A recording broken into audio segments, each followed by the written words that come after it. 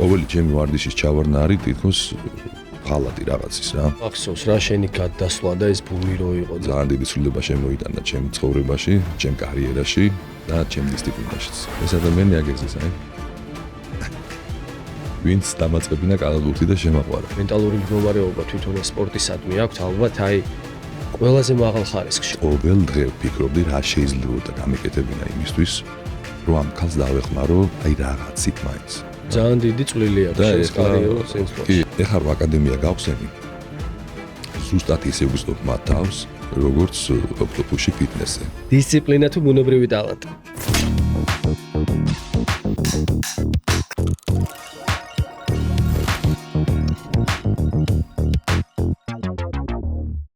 გამარჯობა მეგობრებო, თქვენ უყურებთ ან უსმენთ ოქტოპუს პოდკასტს.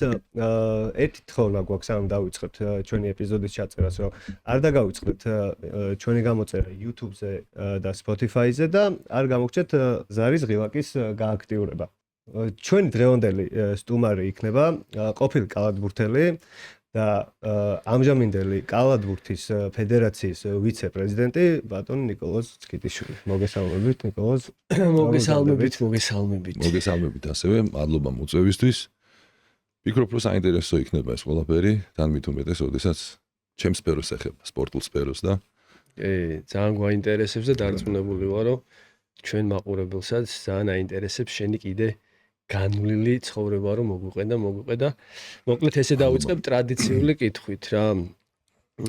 პირველი ესე იგი რაც გვაინტერესებს, როგორ მოხვდი ფიტნესში და რა იყო ესეთი მიზანი რა, იმიტომ რომ შენი ცხოვრების განვლილი ეტაპი მაინც სპორტთან არის უფრო ბევრი წელი დაკავშირებული, ეს არ იყო უცხო, მაგრამ კარიერის დასრულების შემდეგ მაინც რამ გადაგაწყვეტინა ესე ვთქვათ, აი ფიტნესში რომ ფიტნესში ორ ნაწილად იყოფა ეს ყველაფერი. ყოველთვის ვიყავი, იმიტომ რომ გამომდინარე იქიდან რომ სპორტი პროფესიონალურ სპორტში ვიყავი დაახლოებით გეტყვი ახლა 30 წელიწადი. ვალდებულიც ვიყავი რომ ამ სფეროში ყოფილიყავი. გუნდთან ერთად და იმ კლუბებთან ერთად სადაც მომიწია თამაშები. კარიერის მერე რაც შეეხება ფიტნესს, თუ ეს შეეხება იმას მე როდის დავიწყე ოქტოპუსში ესე ვთქვათ, ესე ოქტოპუსში ჩავერთი და ახლობებით ესე 3.5 წელია. თორემ მანამდე სულ ვიყავი, უბრალოდ ჩემი ვარდიშობდი ხოლმე სხვადასხვა დარბაზებში. ჩემი ერთ-ერთი ყველაზე ფავორიტი დარბაზი იყო ეს ამოვარჩევდი, იმიტომ რომ ეს ძალიან ძველებურია და ძალიან ძველი სკოლა, ეს მანეშვე ძახით. ძალიან ძველია და ზუსტად ის დანადგარები და ინვენტარები დგას, რაც იყო 70-იან წლებში. რაღაცა ისეთ შეგრძნებას მაძლევდა რა, hungry ხო ასე ხარ, მშიერ შეგრძნებას, რომ აი აქედან წავედი და აი ეს განვლილი მახსენდებოდა ხოლმე სულ დრო ნოსტალგიური. და მოკლედ გავიცანი მეგობარი, რომელიც კარიერის მერე ვიძახი, მე სულ ჩართული ვიყავი სპორტში და სულ ფიტნესში ვიყავი, მაგრამ ეხლა მე ვფიქრობ, რომ რაღაც კიდევ უფრო სხვა ლეველზე და სხვა დონეზე ავიყვანე ეს ყველაფერი და უფრო პროფესიონალი გავხდი ამ თემაში, ვიდრე ვიყავი სამწუხაროდ. ალბათ მე ესე რომ ყოფილიყავი კარიერის დროს, შეიძლება დღესაც ყოფილიყავი ლებრონასავე. მაგრამ სამწუხაროდ ჯობს გვიან ვიდრე არასდროს რო იძახიან, რო იტყვიან. გავიცანი ერთ-ერთი მაგარი ადამიანი, დღეს ძალიან ახლო ურთიერთობა გაქვს და მეგობრობთ, ამირან ბიცაძე. ამირან ბიცაძე მოჩხუბარი იყო, ძლეოსანი იყო ახალგაზრდობაში და სოფლიო ჩემპიონი თუ არ ვცდები ორჯერ ორთაბრძოლებში. ამ ადამიანმა აბსოლუტურად სულ სხვანაირად ამანახა ეს სფერო, მიუხედავად იმისა, რომ პროფესიონალი მეგონა თავი ამის მე სულ სხვანაირად ამანახა, უფრო რაღაცა ჩაღრმავებები, რაღაცა დეტალურად ამიხსნა. ანუ ახლიდან გაიცანი ფიტნესი. ახლიდან გავიცანი საერთოდ ძლეოსნობა დაახლოებით 5 წელი ვიმუშავეთ ერთად. და რაღაც ედიქტედ გავხდი, რაღაცა ძალიან დამოკიდებული გამხადა ამ ადამიანს, ისე შემაყვარა ეს სფერო. თან ჩემთან ერთად აკეთებდა, ერთად ვარდიშობდით და ამან უფრო мотиваცია მომცა, რომ რაღაცა შეჯიბრიანობა ქონდა ერთმანეთში, აბა თუ ვაჯობებ ამაში, აბა იმის ატაცი, რომელსაც მასწავლი და სულ სხვა ტექნიკა აქვს, აბსოლუტურად ვაკეთებდი ყოველთვის, მაგრამ არასწორად და ვცდილობდი, რომ ამირანზე უფრო კარგად გამეკეთებინა ხო.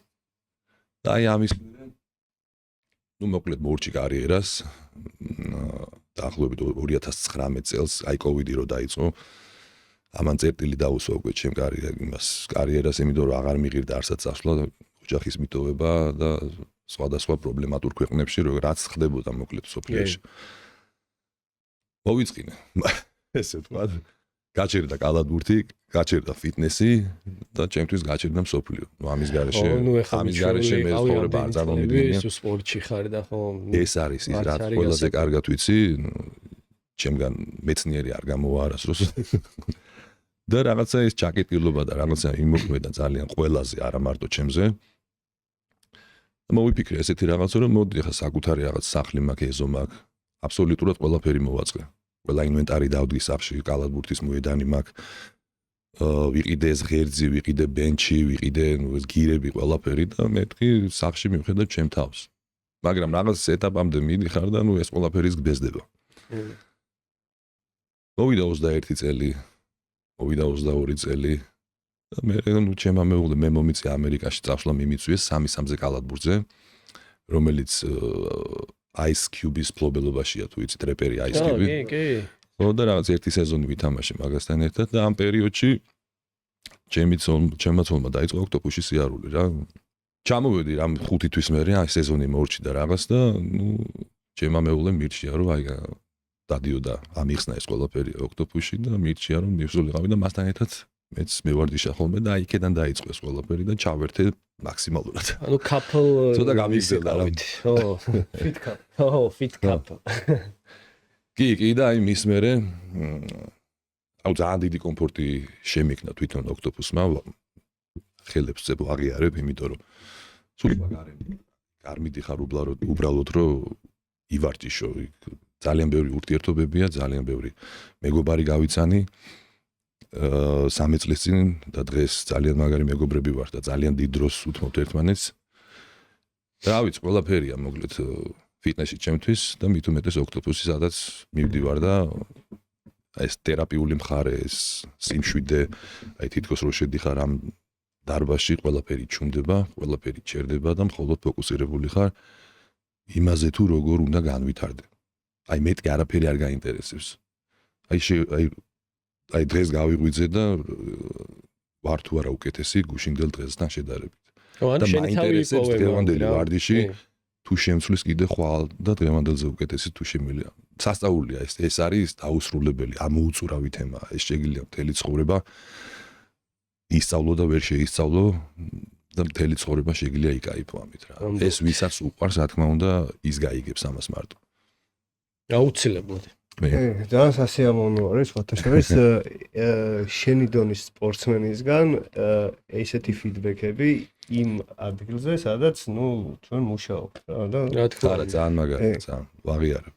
ოქტოპუსმა რაც შექმნა დიდი პატივისცემა ყველა იმ ქსელს და იმ ფილიალებს და იმ ბრენდებს, რომელიც აქამდე იყო. ჩვენ დროს მე რო ვიზდებოდი, აი ეს რო ყოფილიყო, აი მართლა გეუბნებით, დიდი ხანი მომიწევდა მე იქ თამაში, იმიტომ რომ ფიზიკურად უფრო სხვანაირად შევხვდებოდი ამ ყველაფერს. ძალიან დიდი დარტყმა იყო ეს ჩემთვის, იმიტომ რომ 18 წლის ბავშვი 2 და 12 თუ 13 ვიყავი მაშინ, 2 მეტრი და 13 სანტიმეტრი, რომელიც არ ვიცი, აი ფანქარივით ვიყავი. ნიჭიერი, ტექნიკურად ძალიან მაგარი, უბრალოდ შაკირო დამეტაკებოდა ხოლმე. მესამე მეოთხე რიგში პოულობდნენ ხოლმე. ძალიან გამიჭირდა, ფიზიკურად ვიყავი ძალიან სუსტი რა და ალბათ აი ესეც არის რომ ის კომპლექსიც არის რომ აი ესეთი რო ვიყავი დღეს მაქსიმალურად მინდა რომ აი ეს ყველაფერი ანუ 1000 რაღაცა შეიძლება დავაბრალო დღეს რასაც ვაკეთებ იმას თუ რატო ვაკეთებ ამ ყველაფერს. თერაპია ის რო შეიძლება და ესეთი ყოფილიყავი მაშინ და შესაძლებლობა არ იყო 90-იანებში ვისეცალა ამ ყველაფრისთვის. ან მინ გახსნი და იყო რამე და მაგ დროს არა. მე მგონი ეს ფიზმომზადების ერთადერთი იყო ძლევოსნობა. ხო, ძლევოსნობა იყო, ეს ფიტნესი არ იყო ზოგადად ძალიან განვითარებული სპორტსმენებში. რა დღეს ფუფუნება გაქვს რომ ძალიან ბევრ ადგილას მიხვიდე და ამ ყველაფრით ისარგებლო, ისიამოვნო. არც ვიცოდით მოწოდებაც, აი ინფორმაციაც არ იყო. შეიძლება იყო რამოდენიმე ადგილას და ისიც უნდა გწოდნო და მოკლედ რა, ძალიან ისეთი შებუჭილი ვიყავით ამ თემაში რა და მხოლოდ კალათბურთი. და კალათბურთი ფიტნესის გარეშე ფიზიკური დატვირთვის garaშე ხო, არის ზოგადად დღევანდელი სპორტი უკვე და რა თქმა უნდა მნიშვნელოვანია ეს ყველაფერი ნებისმიერ სპორტში სადაც არ უნდა იყოს. ნიკოლოზ, გითხარი ფიტნესმა რა ცვლილებები გამოიწვია შენ ცხოვრებაში? ძალიან ბევრი, აი, ეხლა როგორც ვახსენე. ხო. საიდან დავიწყო, არც კი ვიცი, იმიტომ რომ ჯერ ამის garaშე ჩემი თავი გონია რომ წარმოუდგენელია დღე გავიდეს ისე რომ ყოფილა კიდეც რომ არის შემთხვევა რომ აი ვარდიში ჩამიგდია და თითქოს რაღაცა დანაშაული ჩავიდგინე. აი ხო ზუსტად ეგ ვიგე. თითქოს რაღაც დანაშაული. მე ცოტა უფრო გართულებულად მაქვს ეს ყველაფერი და ცოტა აი ძალიან გაღვივებული ვარ ამ სფეროში და ყოველი ჩემი ვარდიშის ჩავარდნა არის თითქოს ღალატი რაღაცის რა. იმდენად მიჩვეული ვარ და იმდენი ხანია უკვე ამას ვაკეთებ. მეხმარება რაში მაძლევს სტიმულს, მაძლევს мотивაციას, განწყობას დღისას. ესე იგი ჩემი დღე რო თენდება პირველი მიზანი არის ის თუ როგორ დავალაგო აი ამ სფეროს გარშემო ყველაფერი და მე არის დანარჩენი ყველაფერი. იქ იქნება სამსახური, იქ იქნება არ ვიცი, დანარჩენი ყველაფერი და აი ამას ვანიჭებ ყველაზე პირველ ესე დიდ უპირატესობას რა. მან ვითარებს როგორც ადამიანს, გონებრივად, ფიზიკურად და ყველაზე მთავარი რაც არის დისციპლინა. მე ყოველთვის მიჭირდა ხოლმე როცა ნახე ნიჭი როცა ძალიან დიდი ნიჭი ცოტა გაზარმაცებს და არასდროს არ ვიყავი ზარმაცი, მაგრამ ნახე რაღაცეებზე უფრო ისა ხარ რა დამოკიდებული ხარ ძალიან ნიჭიერებაზე. და შეიძლება რაღაცებზე უარი თქვა, იმიტომ რომ ნიჭ გააკეს ყველაფერი.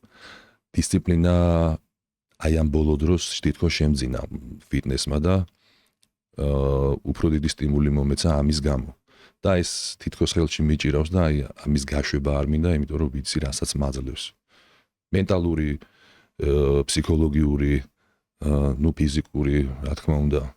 და ამის ყოველ დღე ცვლილებას ხედავ ჩემ თავში ეს კიდევ უფრო მეტი წარმატება მე ვფიქრობ ვიდრე რამე გამიკეთებია აქამდე. აი მაგალითად შევადარებდი როცა NBA-ში მოხვდი. აი ის დრაფტი ალბათ იცით ხო რომ ირჩევენ მოთამაშეებს. შოკი იყო ჩემთვის და ძალიან დიდი სიხარული იყო, ძალიან დიდი ემოცია. და იყავით 18 წელს, ხო? ძალიან 18 ხო 19-ის გავხდი NBA-ში მაგ იმ თვეს მე მგონი. და ისა რა ქვია, აი იმ ხელა სტიმული და იმ ხელა ეუფორია და იმ ხელა რაღაცა ბედნიერების ჰორმონები გამოყავი მახსოვს რომ შოკში ვიყავით რა და შეიძლება ესეთი დიდი შოკი არ იყოს, მაგრამ ყოველდღიური excitement-ი, ბედნიერება და ყოველდღიური მე ამას წარმატებას ვეძახი, ამაზე მეტი წარმატება რა უნდა იყოს ხო ადამიანისთვის. შენ თავზე მუშაობ, შენ ჯანმრთელობაზე მუშაობ. აქ ხო მარტო კუნთების გასადიდებლად არ დავდივართ, ხო? ხო, პირველ რიგში შენი მენტალობა ურთიერთობებთან არის დაკავშირებული. მე რამდენი ორგანოა ყველაფერში ჩართული, ხო, ალბათ ადამიანის 3 ტრილიონი თუ რაღაცა ქსელი აქვს ორგანიზმში, 3 ტრილიონი ქსელია ჩართული აბსოლუტურად თითიდან დაწყებული თიმის ღერამდე ყველაფერი მუშაობს. იმისთვის რომ შენ უკეთესი იყო მომავალში, ხო? ეს ცალკე მეცნიერებაა კიდე მე ხა ამას მედიცინური თვალსაზრისით ვერ აგიხსნით, არა ვარ ამ სფეროში პროფესიონალი, მაგრამ მე ხვდები ამას და მე ვგრძნობ. ძალიან ბევრი ბენეფიტები აქვს. ხო, ამას რო გავყვეთ ალბათ დასასრული არა. დასასრული არა, კიდე არასდროს რა. კი ბატონო. ნიკა, ვიცი რომ შენი მეუღლეც ოქტოპუსში ვარჯიშობს. კი ბატონო. ესეთი აქტიური მოვარჯიში არის, იმიტომ რომ თვალს ვადევნებთ ხოლმე. აი ხა შაკოც რო ვახსენეთ სოციალური ქსელით, ძალიან ისეთი მოვარჯიშია, იმიტომ რომ მართლა ძალიან პროფესიონალურად ვარჯიშობს, უკვე ბევრი წელია მხვდება თვალში რა. კი. და რო გითხრა, როგორ გაიცანით ერთმანეთში და აი რამ გადაგაწყვეტინათ, რომ რაღაცა ესეთი fit couple ყოფილიყავთ დარბაზში რა. ეს იყო დიდი ხნის წინ. 15 წელია რაც მე და სოფო უკვე ერთად ვართ. მე ვთამაშობდი მაშინ ესპანეთში. მადრიდში ცხოვრობდი და მაშინ ახალი თემა არ იყო, მაგრამ მე მგონი Facebook-ი იყო სოციალური ქსელით. მოხდა ეს ყველაფერი. უცბად ლამაზი გოგო ამოხდა გამარჯობა. ხო და აი გამარჯვებით დაიწყო ზუსტად ყველაფერი რა და იქ მე შევედით მაშინ რა ქვია რაღაც conversation მიდიოდა ბევრი ლაბარაკი და რაღაც და ესე მოხდა ჩვენი გაცნობა და მალევე მოხდა ჩვენი დაუჯახება გაცნობინა დაახლოებით 1-4 თვეში ყველა იძახდა რომ ჩემთვის უკვე დრო იყო იმიტომ რომ სულ სხვა ცხოვრებას ვეწეოდი ხოლმე ჩიბიდან გავარდნილი არასდროს არ ყოფილვარ ყოველთვის სპორტსმენი ვიყავი მაგრამ ვიტყვი რომ ძალიან დიდი ცვლილება შემოიტანა ჩემ ცხოვრებაში ჩემ კარიერაში და ჩემ დისციპლინაშიც აბსოლუტურად მაქსიმალურად გვერდში დამიდგა ყველანაირად რომ მე კიდე ამ სპორტში ყოფილიყავი რაღაც შედეგიანი და წარმატებული სამწუხაროდ დიდი დრო დამჭირდა სოფო იყო პროფესიონალი მოცეკვავე რუსთავში ცეკვავდა ქართულს და ყოველთვის ესე ვთქვათ ფორმაში იყო და ყოველთვის თან ის ათლეტურია და ის არის რა ქვია კალი და მაგრამ სულ ქონდა იმაზე ესე ვთქვათ ჩუბი არა ესე ვთქვათ როგორ შეიძლება ითქვას ლაპარაკი თუ მინდოდა რომ ჩემს სფეროში რაღაც 1-2 ნაბიჯი შემოედგა და რაღაც სპორტულ ცხოვრებაში ჩართულიყო დაახლოებით 1-11 წელი დამჭირდა რომ გადმოგეყვანა შენ ჩემ ჭკუაზე ხო და მოხდა ისე რომ აი მე რო გითხარი რომ ამერიკაში წავედი სათამაშოდ და რაღაცა მოკლედ მოიწყინა ხო და აი გახსენდა შენი ლაპარაკი კი ზუსტად აი მაგ დროს ჩაერთო და სოფოს უყვარს როგორი რაღაცა იცი მაქსიმალისტია და რაღაც ხელს რომ მოკიდებს ძალიან ფრთხილად უდგება ყველაფერს და ყოველთვის არის დაძაბული იმით რომ ამაზე ბევრს ლაპარაკები ხოლმე რომ ხანდახან რაღაცები უნდა დაიკიდო და რაღაცები უნდა გაატარო ისე მოკიდა ხელი ამ სფეროს რომ ალბათ ამას ვერავინ ვეღარ გააშვებინებს მაქსიმალურად არის ჩართული და უფრო კარგად გამოდის ვიდრე მე ეს functional რა ქვია ვარდიშები ერთი საათი ალბათ შეუჩერებლად გიჟივით ვარდიშობს. არა, იმიტომ რომ უყურებ ხოლმე შაკოს ვიდეოებს, აი მაგარი ჩართული, ეგეგონება რომ იმიტომ რომ რამოდენიმეჯერ მე ვეცადე რომ ამყოლოდა რა. ჩემ სარბენად გავედით რაღაცა და ყოველთვის რაღაცა 1 წრის მერე მოედანზე რაღაცა ხან ჭვალი ხან ფეხი ესე ვთქვათ დაიჭიმებოდა და რაღაცა და მეგონა რომ ამ სფეროსთვის სუსტი იყო. და ეხლა რო უყურებ პირიქით ყოფილი და ჩემზე ძლიერია მოშადაში.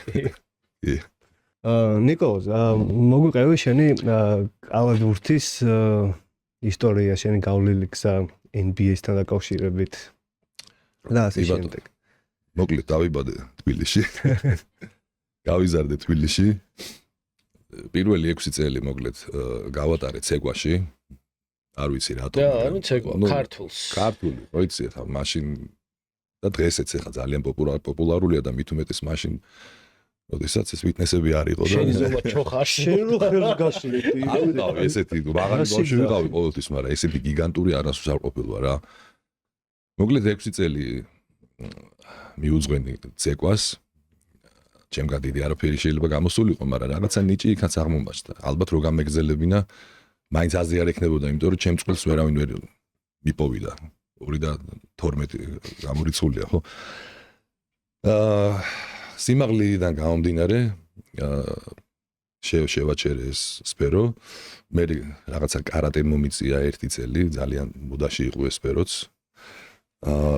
1 წელი ვიარე, მე საკმაოდ დიდი პაუზა გამომივიდა, 9 წლის ვიყავი მაშინ და მე კალათბურთი დავიწყე 14 წლის, ცოტა გვიანია ეს კალათბურთისთვის. ეს არის ის პერიოდი, აი ეს შავი და ბნელი დღეები როა, ხო იცი? არავის არ ეცალა სპორტისთვის.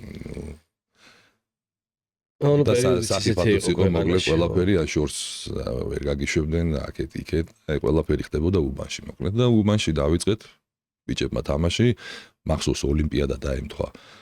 96 იყო ოლიმპიადა დაემთხვა და რაღაცა ამოდენიმე თამაში უყურე, ის რა Dream Team თუ გახსოვთ ამერიკული ნაკრების თამაში და ბიჭო რაღაცა მომეწონა ეს თამაში და გამიტაცა რა და ეს მაღალი ხალხის თამაში, მეც მაღალი ვარ, მეთქი ეს ათლეტური, ეს დაკუნთული ტიპები, ეს ტრაფი ათლეტური თამაში და დავიწყეთ ბიჭებმა შევკრიბე რამოდენიმე და ქუჩაში თამაში. ეხლა დიდი არაფერი არ ვიცოდით, მაგრამ ყველა მომჩნევდა რა და მეუბნებოდა რომ ნიკა ძალიან მალე ვითარდებიო რა ეტყობა ნიჭი გაქვს ამაშიო და ახლა თან იზდებიო ძალიან მალეო და ხვარცდიო ერთმა მიცა და ის ერთმა მირჩია რა ჩემმა მეგობარმა ჩემმა ძმაკაცმა სალუკვაძე ესე ვთქვა გიორგი სალუკვაძე და ისე რა ქვია ყოველ დღე მიდი და შედი ამ კალათბურთზე და მშობლებს დედაჩემს თხოვე რომ დამეწყო კალათბურთი და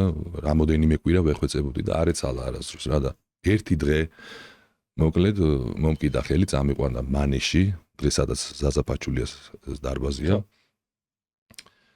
შევედი იქ სადაც ალბათ უნდა შევსულიყავი და ალბათ ბედიც ესეთი იყო ჩემი ესე ვთქვათ იმიტომ რომ დამხვდა იქ ისეთი ადამიანი რომელმაც შემოყვარა ეს ყველაფერი ძალიან მნიშვნელოვანია თუ როგორ დაიწყებ ყველაფერს და ძალიან მნიშვნელოვანია ვინ დაგხვდება იქ იმიტომ რომ თუ გიყვარს და შეგაყვარა ადამიანმა ის სფერო სადაც მისული ხარ ფიქრობ რომ ჩათვალე რომ ის უკვე წარმატება ეს ადამიანი აგერზის აი ვინც დამაწყებინა კალათბურთი და შემაყვარა და დღემდე ერთად მოვდივართ მოკლედ 30 წელი გავიდა იმის მერე მამაშვილური ურთიერთობით დაიწყო ეს ყველაფერი გადაიზარდა მე მეგობრულში და ძალიან დიდი წვლილი აქვს შენს კარიერულ წინსვლაში. კი, ეხაც მამაშვილური ურთიერთობა გვაქვს, უბრალოდ ეხა მე ვარ მამის როლში და ის არის შვილი. რა თქმა უნდა ხუმრობით. და აი ესე ვართ, ესე შემორჩით ერთმანეთს რა და ყველაფერი ესეა, მოკლედ, რაც ძალიან გიყვარს, ის გამოგივა. და ისე მოხდა, რომ ვაჟა არ უნდა ყოფილიყო იმ დღეს იქ და უნდა ყოფილიყო სხვა, მაგრამ თამაში ჰქონდათ იმ გუნდს ვერის ბაღში. და ვაჟას ათხოვეს ის დარბაზი ცოტახნით. და მახსოვს კარები რო შევაყიდე და ჩემთან ერთად ამის განათებული თვალები მაღალი ვიყავი და რაღაც გამხდარი გრძელი კიდურებით, გრძელი ფეხებით. და იშვიათია ეხა დღეს მე მაგალითად აკადემია გავხსენი და ესეთ ბავშვებს ვეძებ. მაღალ ბავშვებს. ცოტა დეფიციტი გვაქვს ამ თემაში გვიჭირს. მახსოვს ამის გაფართოებული თვალები უცბად გამოვარდა და დედაჩემს გამოგლიჯა ხელიდან ჩემი თავი და აბა ხელი აწიე. აბა გაიქეცი, აბა გამოიქეცი და რაღაც ტესტები ჩამატარებინა და ანუ 10 წუთი არ არის გასული და ეს ბავშვი 5 წელიწადში დამიჯერე და NBA-ში მოხვდებაო. მოიგეთ ძალიან პროფესიონალური არანორმალური ის ლაპარაკობს მეთქი. ზუსტად 5 წელი გავიდა. ზუსტად 5 წელი 14 მივატე 5-19 NBA-ში მოხვდი. მაგარი ისტორია. წინასწარმეტყველია.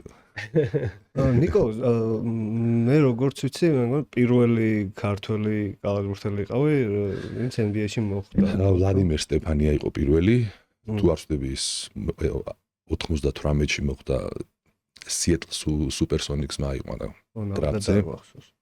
და მე მომიწია 4 წლის მერე 2002-ში და 2003-ში ზაზაფაჩულია მოხვდა. არა, მე კარგად მახსოვს, ძალიან მაშინ პატარა ვარ, რამდენი წლის ვიყავ, 13 ალბათ, აი შენი 9-იანი ვარ. 9-იანი. და მახსოვს რა შენი გადასვლა და ეს ბუმი რო იყო და საქართველოსდან თან მაშინ ხა იმ დროისთვის და ხო, ანუ დროისთვის ისეთი თვალით შეხედე რომ შესაძლებელია გამომდინარე იქიდან ჩვენ რაზეც ვილაპარაკეთ ხა ფიტნეს თემებზე და მომზადება როგორ უნდა დისციპლინა და ჩვენ დროს არანაირი დისციპლინა არ იყო, არანაირი მომზადება არ იყო. Wild ანუ ველური ყველაფერი, ველური ცხოვრება, ველური კალათი და გადარჩენაზე ვიყავით რა. აი ხო იცი რომ აღმარჩი რო გარბი ხარ და დიდი ქვა რო მოგზდებს, მაინც რო გადაგიაროს.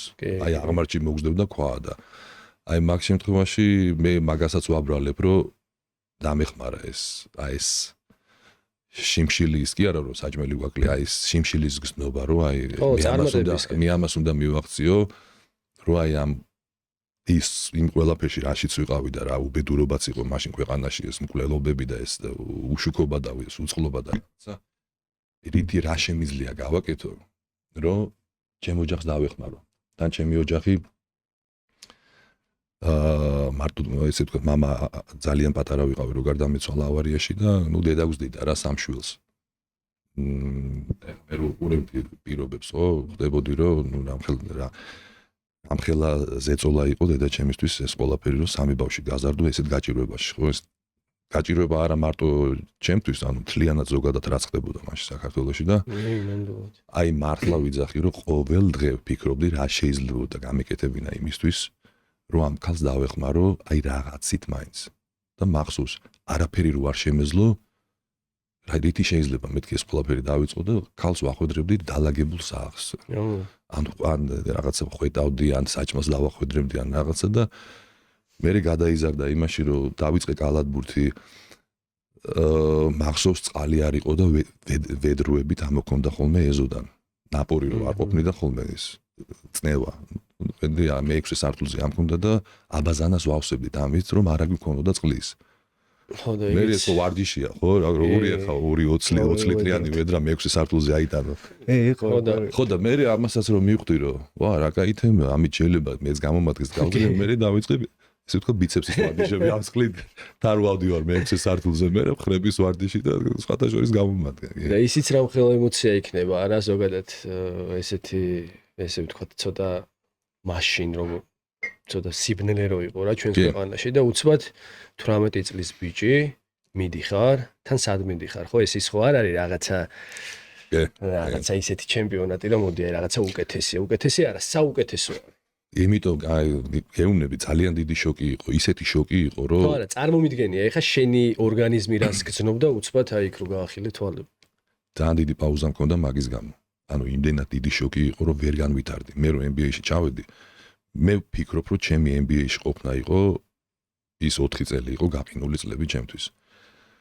არა ნორმალური სისწრაფით განვითარდი 14-დან 19-მდე აბსოლუტურად ყველა ასაკობრივი ნაკრები ვითამაშე. 17 წლის 16 თუ 17 წლის ვიყავი დიდ ეროვნულ ნაკრებში უკვე. ანუ ძალიან მალე გავიარე ეს ყველაფერი და უცბად რო შევეჯახია ამ გაჭირვებული სფეროდან რაღაცა არანორმალურ ისეთ რაღაცას რომელიც არც კი წარმომედგინა. რომ მეუნებოდნენ რომ აი შეიძლება გაიდრაფტო ხე. აი ეს ლაპარაკობ მეთქი რომ არც წარმომედგინა.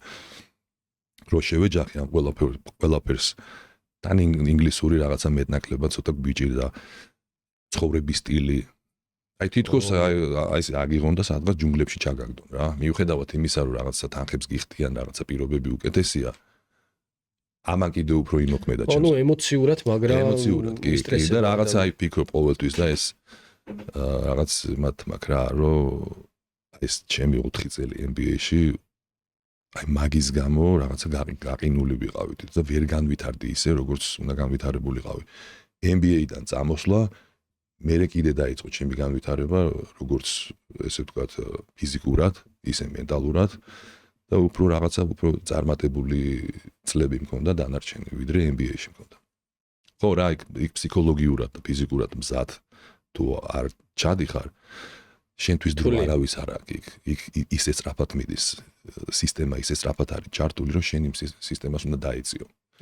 ეხლა ეგ თემა არის მოხდილი მიხვდნენ დაჟეს ვიტყვი უკაცრავად წყალებში რომ რამოდენიმე NBA-ს გუნდი მიკავშირდებოდა იმიტომ რომ ძალიან ბევრი ევროპელი წავიდა გასოლის, ნოვიცკის და ჩემს მერე და ზაზას მერე და მეუნებოდნენ რაღაცას იმას გადიოდნენ ჩემთან რომ ძალიან გთხოვ გვირჩი რა შეიძლება გავაკეთოთ იმისთვის რომ ისევ იგივე შეცდომა არ დაუშვათ როგორც ჩვენზე დაუშვით.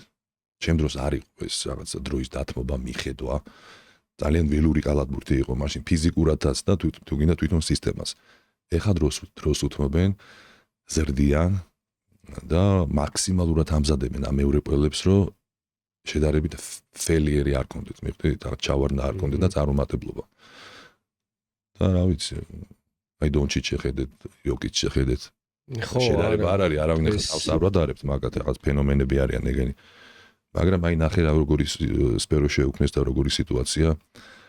სლოვენიელი დონჩიჩი ხო სლოვენიელი ესე ვთქვათ შეპოვარი ჩაუყვანეს სლოვენიელი საყავთ რა ქვია ტრენერები რამოდენიმე რო უფრო კომფორტულად იქნოს და ფინანსისტი სლოვენიელი ჩაუყვანეს მასაჟისტი სლოვენიელი რო აი ეს რაღაცა კომფორტულ გარემოში იქნოს თავი.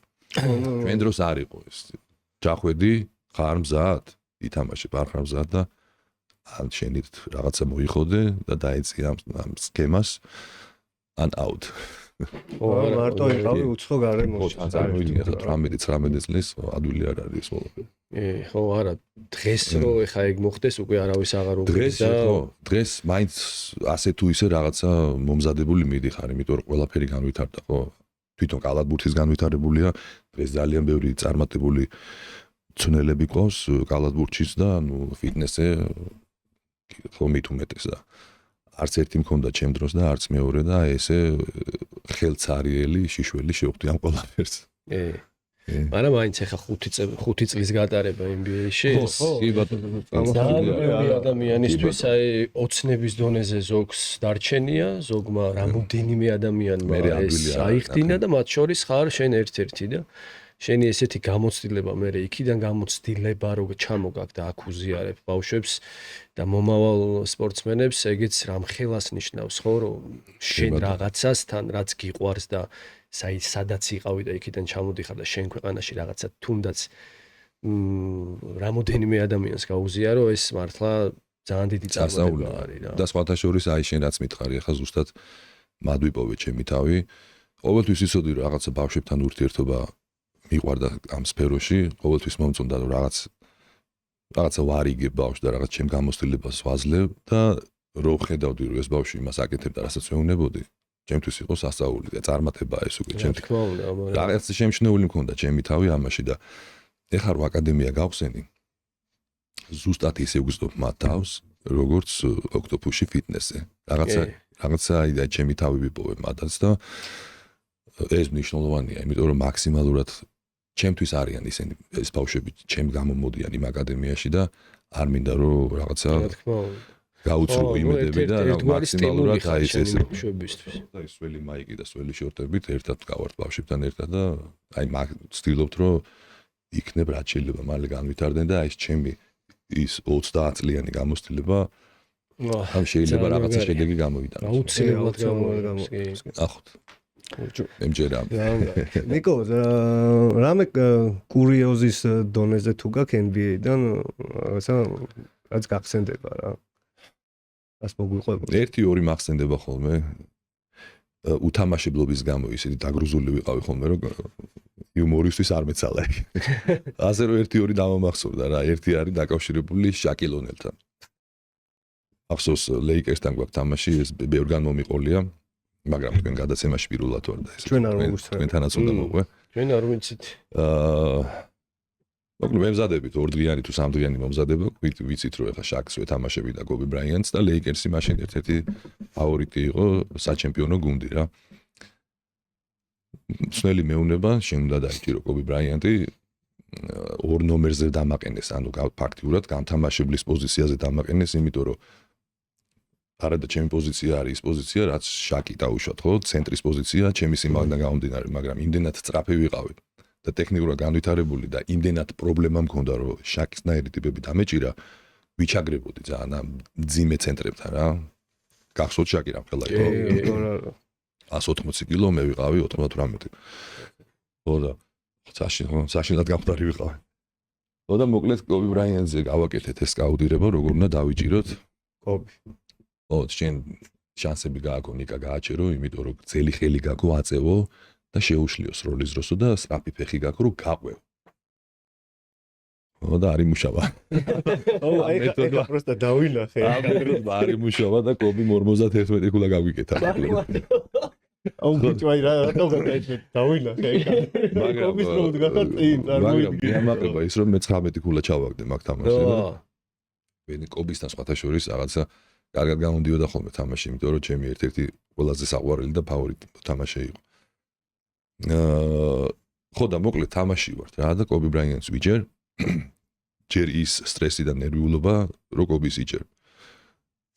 ხო იცი რასაც გიზავს. მოკლედ მარჯვნივ წავიდა თითქოს და მაგარი კროსოვერი გამიკეთა, კროსოვერი ხო იცი ერთი ხელიდან მეორეში რო გადმოიტან და შენ რო იქ დარჩები მუხლებზე.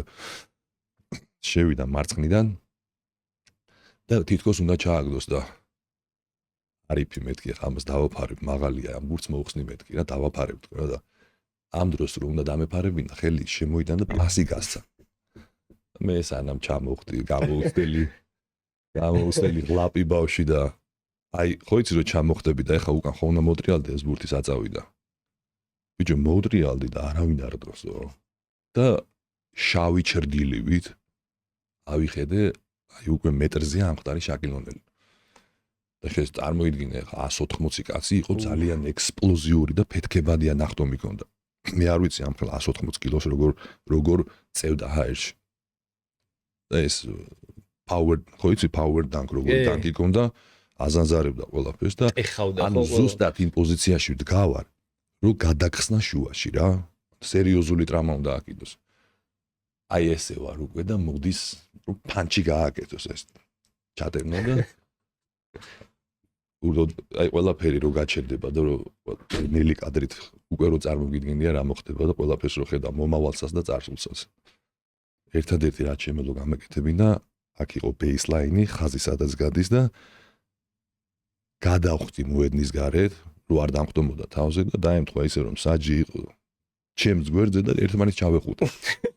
და ორივე შევჩერები ვართ აი ესე და უცბად ძალიან დიდი ხმა ბა და ორი ისა რა ქვია იმას პოლტებს რა ქვია ქართულად შურუპი არა კიდე რაღაცა ქვია ქართულად პოლტებს ჭანჭიკი ორი ჭანჭიკი ძრება ფარს და იყრება რა ჩატენა ტიპმა და ფარი 180 კილოს რგოლი რაც არის ფარის კალცო ესეთი დარჩა ეხლა წარმოიდგინე რა მომივიდოდა არა ხო 180 კილო შენ როგორც თქვიდა ნუ მოკლედ ეს შეგვიძლია კომედიაშიც გავატაროთ და რაღაც ტრაგედიაშიც არა წარმომიდგენ ეხლა ზემოთ რო აიხედე რა ხდება ძალიან შუსტრი იყო ხო აი რაღაცა რა ადამიანი ასლი მაიკლ ჯორდანის გაჭრილი აი როგორც ვაში გაჭრილი ხო იცი და ერთი ნახევარი მეორე ნახევარს ძალიან უბრალოდ ამას უფრო მეტი ნაშრომი აქვს რომ გამختارიყო ჯორდანივით ყველაზე ახლოს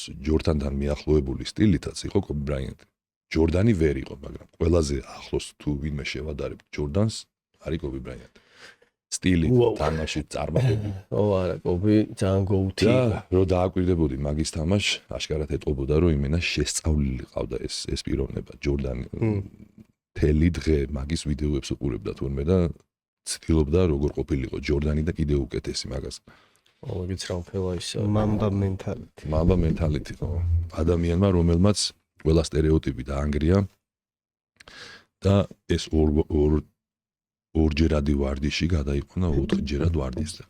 და თვითონაც ხსნიდა ეს დღის გრაფიკი აბსოლუტურად მოყარო, დილის 4 საათზე ვიღვიძებ, 5-ზე დარბაზში ვარ, მე მოვდივარ 8 საათზე, 1 საათი ვიძინებ, 10 საათზე დარბაზში ვარ, ვესვრი რაღაცა 600-დან 700 ჩაგდებას, მე მივდივარ ვიძინებ, მოვდივარ 2 საათზე, ვკაჩავ იმას და ეს გრძელდება ზონებზე ვარდიშობს მე და მე საღამოს 4ჯერადი ვარდიში. წლების ანუ კარიერას დაასრულებ, არ ვიცი, აი მართლა ესეთი, აი ამხელა რო ხარ რა უკვე რა თუნდაც აი ესეთი სახელი რო გაქვს და აი კობი ბრაიანტი რო ქვია რა და აი მაინც არ არეალურ საკეთებ ხო რა რო აი კიდე უკეთესი რო დამწყები იყო და თითქოს ის იყო რა ქვია რა ვიცი ხო აი მაგათ მენტალური მდგომარეობა თვითონ ეს სპორტისადმი აქვს ალბათ აი ყველაზე მაღალ ხარისხში ძალიან რთულია პროფესიონალი სპორტი ურთულესი რამდენადაც კარგად არ უნდა ჩარდეს გარედან არის ტანჯვა საშინელება იმიტომ რომ ნახე ხალხს უჭირს დარბაზში მოსვლა ეხლა ლაპარაკობდით კიდეც რომ რამოდენიმე მეგობარი მყავს არც კი წარმოგვიდგენიაო შენ რასაც აკეთებო და ცოტა ისეთი ზიზღის თვალით უყურებენ ჩვენ სფეროს ჩვენ რაშიც ვართ რა აუ მოგცლია და ანუ რისთვის აკეთებ ვისეჯიბრები არ წარმოუდგენია თამაში ჩვენ რისთვის აკეთებ ეხლა შენ წარმოიდგინე პროფესიონალურ სპორტს ნახევარი საათი კი არა მთელი ცხოვრება უნდა გადაგგვერზე ყველაფერზე უარს იძახი და მთლიანად შეთხლეშილი ხარ შენ კარიერას რა და ო ესე გარედან ცოტა ლამაზი ჩანს საყურებლად ძალიან ლამაზია ო არა იმის მიღმა რა ხდება და რაშრომა ჩადენილი და რეებზე ვაფშე აი ნუ აზრი არ აქვს რა ამას ალბათ აი დეტალურად რო აგიხსნა ის ვერ განვიხილავთ ის რეჟიმი რაც ჩვენ გვაქვს ვარდიშების გარდა კიდე ის წარუმატებლობა აი ის ყველაფერი მე რაც მოგიყევი თუნდაც ის პერიოდი რაც გაყინული პერიოდი მქონდა NBA-ში ის 4 წელი სტრესის ქვეშ ხარ ანუ ის რაც ყველაზე ძალიან გიყვარს არ გამოგდის წარმოიდგინე აი ეს როგორი რაღაცა იცი ფიტნესზე ვარდიშობ და შედეგი არა გაქვს ხო იმოქმედებს ეს შენზე და არა გაქვს ვიხდი და აი ესეთი რაღაცები არის ეს პროფესიონალ სპორტში ლამაზად ჩანს რა თქმა უნდა გარედან საყურებლად შოუა ფაქტიურად, მაგრამ შიგნით ძალიან დიდი სტრესია. იმოტონო და მოდი ბოლო კითხვასაც ეტყვი, დაგისვამ. რომ არა ის, ვინც დღეს ხარ. ვინ გენდომებოდა რომ ყოფილიყავ? ღმერთმა იცის რა ვიქნებოდი, მით უმეტეს იმ პერიოდში, რა პერიოდშიც მე მომიწია აქედან წასვლა, ალბათ რომ კალათბურთი არ ყოფილიყო, ძალიან გამიჭირდებოდა. მე არ ვიყავი ძალიან მაგარი მოსწავლე. მე არ ვიყავი დავუშვათ სხვა სფერო არც წარმომედგინა, იმიტომ რომ იმ სიმაღლე ვიყავი უკვე, რომ ცეკვინა გამომაგდეს თითქმის. ანუ ხო და არ ვიცი, აი მართლა პასუხი არ მაქვს. ნუ პატარა რო ვიყავი და რო გეკითხა ალბათ ვინ მინდოდა გამოსულიყავი, ან კოსმონავტი, ან მილიციელი, პოლიციელი თუნდაც. და ისე რომ რაღაცა ჩემი კარიერა რომ ცნოდა რომ რა გამოვიდოდი, იმდენად არ წარმომიდგენია, იმდენი დრო გავატარე ამ სფეროში და ისე მიყვარს, რომ დღეს 44 წლის ვარ, 45-ის ხვდები. ვერ აღიქვავს ჩემი ტვინი, რომ დაამთავრა კალათბურთი და დაამთავრა სპორტი. და აი ხო გითხარით, რომ ის ვეტერანების ნაკრები შევკრიბე, დღეს კიდევ თამაშობ კალათბურთს, ჩართული ვართ სამოყვარულო ლიგაში საქართველოში და აქ თამაშობთ. ვიყავით მსოფლიოზე, ვიყავით ევროპაზე. რომ მეგონა რომ ადვილია და მოვიგებდი და დავიპყრობდი იქავრობას, იქ ჩემზე უარესები დამხვდნენ კიდე, ჩემნაირად მოაზროვნე ადამიანები, რომელსაც დამთავრებული აქვთ კარიერა და დღეს თამაშობენ კიდე. გავედით მესამეზე და გავედით მეხუთეზე რა, მსოფლიო და ევროპაზე. ეხლა გვიწევს საბერძნეთი, ევროპა, ამ ზაფხულს და მომავალწელს ბრაზილია.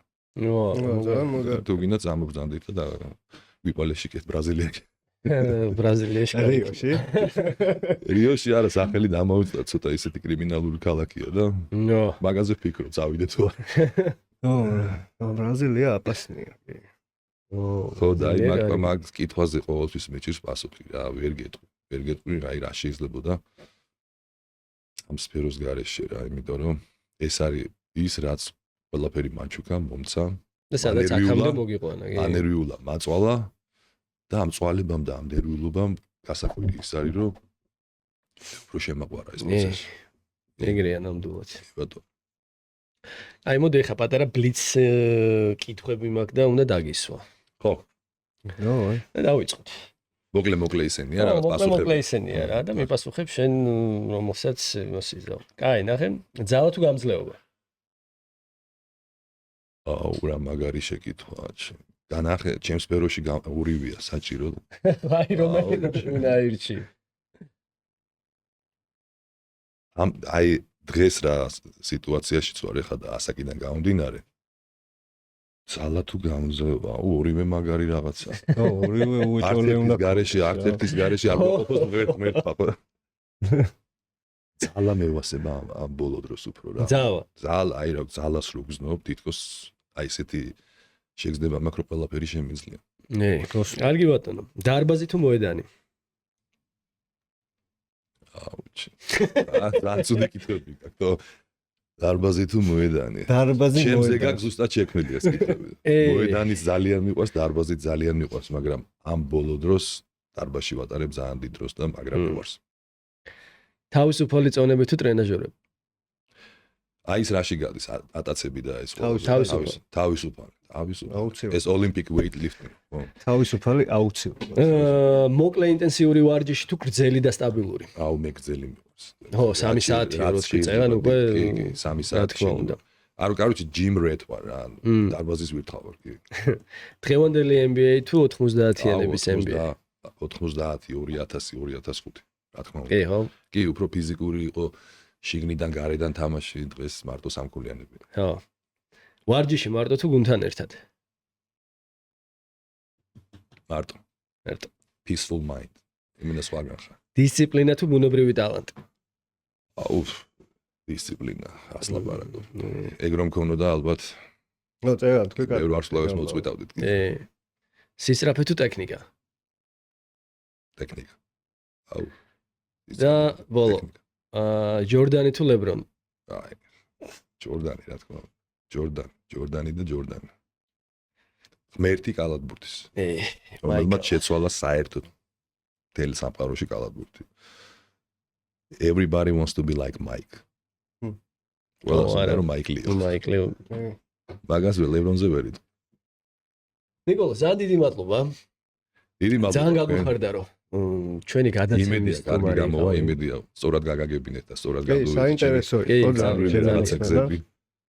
მადლობა მოპატიჟებისთვის და რა ვიცი. იმედია ხშირად შევხვდებით და არა მარტო სტუდიაში. მეგობრებო, გამოიწერეთ ჩვენი YouTube და Spotify, დაგვიკომენტარეთ, დაგვილაიქეთ, რათა არც ერთი ოქტო ეპიზოდი არ გამოგრჩეთ.